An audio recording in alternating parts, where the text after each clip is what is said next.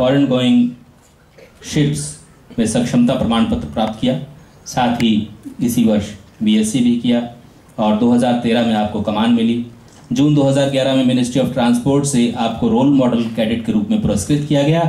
मुंबई में 2013 के जहाजी दिवस के अवसर पर पेपर प्रस्तुत करने के बाद आपने मार्च 2014 में वर्ल्ड मैरीटाइम यूनिवर्सिटी मालमो में मैरीटाइम वीमेन ग्लोबल लीडरशिप विषय पर पेपर प्रस्तुत किया और आज आपके समक्ष वही captain Anuradha Jha serving master प्रस्तुत कर रही हैं एक प्रस्तुतिकरण यानी presentation.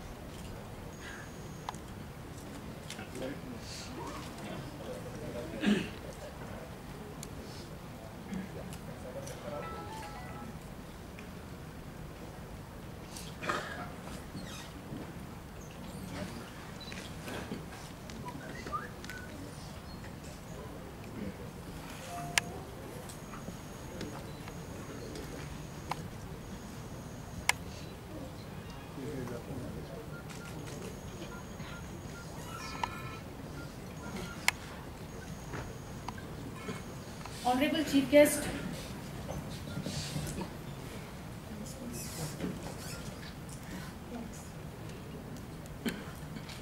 Honorable Chief Guest, Shri Nitin J. Gadkari ji, Minister of Road Transport, Highways and Shipping, Dr.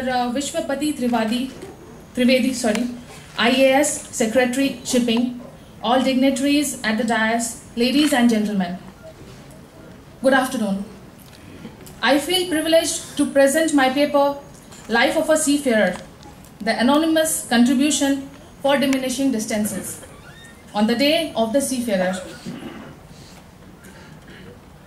What is seafarer's role? We study economics, talk of international trade, globalization, contribution of Indian economy in world GDP, and change in policies to enhance these. Appreciate our economists and policy makers for the change without realizing how the international trade is made possible. We live happily in our houses with all modern amenities, from electronics to automobiles, from fine cuisine coming down from all corners of the world to the branded clothes. But little do we think that how are these products reaching our doorsteps. A group of dedicated and hard-working people work day and night to make this happen. Irony is that they are the one who transport fuel and automobiles but can't meet their loved ones for months together. They are the seafarers. We are the seafarers. Let's have a look at seafarers' life and on this day of the seafarer, do something for their welfare. There are lots of misconceptions regarding life at sea. Myth, they get to see the world.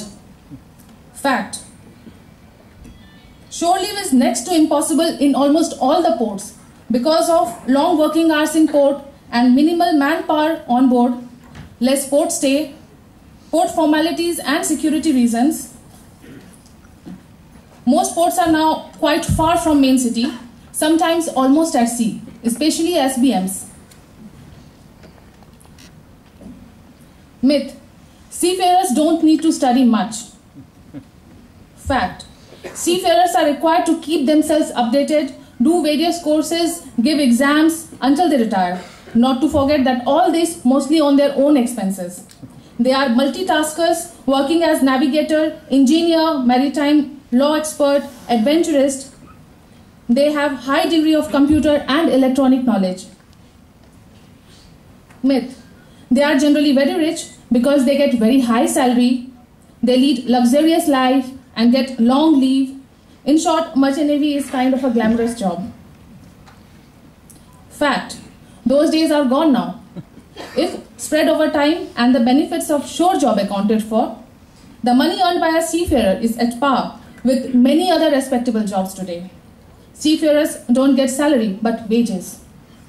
So that implies that they are paid only when they are on board, Moreover, in case of any medical issues, instead of getting support from their employer, they sometimes may lose their job. There is no luxury in dirty boiler suits. Long working hours in tough working conditions and adverse weather conditions, as well as socially isolated environment, doesn't match any glamour.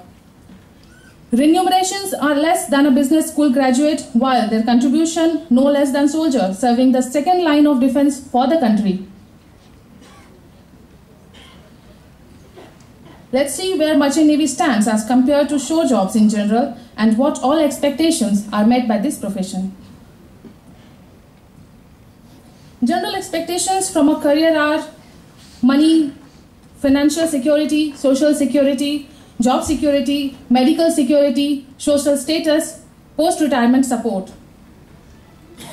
While expectations made by seafaring as a career is only money. Hence, seafarers get only money out of their job, and with the same money, all other requirements and expectations has to be met. Now let's compare the leave. At sea, working days are normally 180 days, 24/7.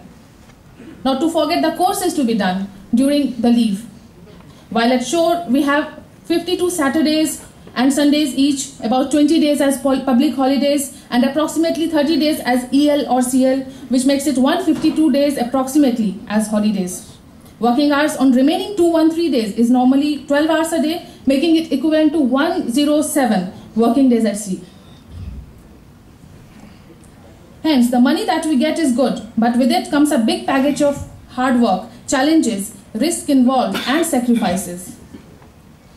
Although we get prolonged leave, time left for ourselves and our family is much less.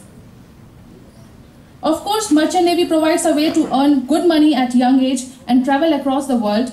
It indeed has its own charm, but it's not only a bed of roses.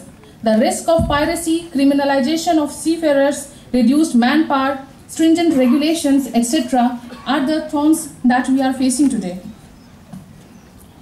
Piracy has been a threat to shipping industry since long. A seafarer venturing out to sea to earn bread and butter for his family, if struck with piracy, isn't affected only financially, but also the mental and physical harassment leaves a lifetime scar on his emotions. His family and friends always live in a fear of losing him forever. In seafaring, mistakes are not considered as mistakes, but crime. In case of any accident or incident, they are treated like criminals all over the world. We are a very small group of people with 30,000 officers and 80,000 ratings in India, often not accounted for at the time of policy making. There are various issues which require attention, like shore leave, welfare measures in port, policies for female mariners, and tax benefit for Indian sailors sailing on Indian ship. Shore leave has been sensed as a disappearing element from a mariner's life lately. Even if we are coming to Indian ports in Indian ships with full Indian complement, lots of formalities are required to be done for getting shore leave.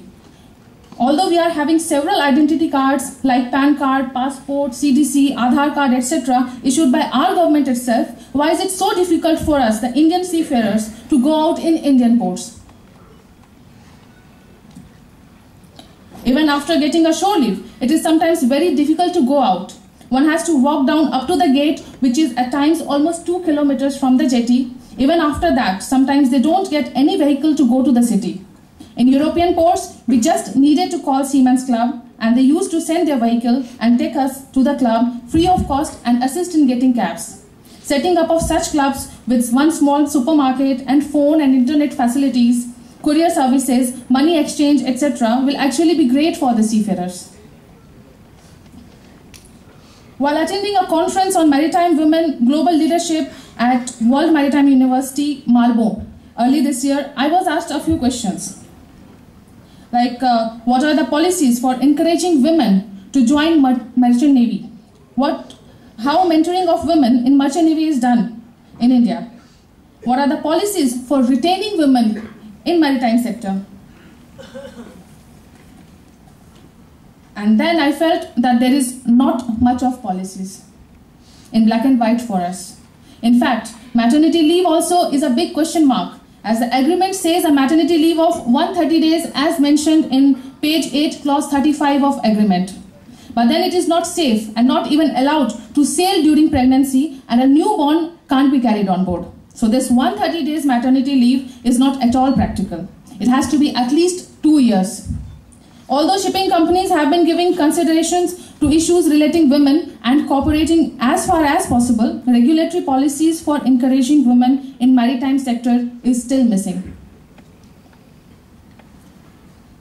Indian shipping has been facing shortage of seafarers since long and has suffered great deal of loss because of this. This is mainly because of the heavy income tax imposed on the seafarer as they come into the highest slab rates. Let's consider the following.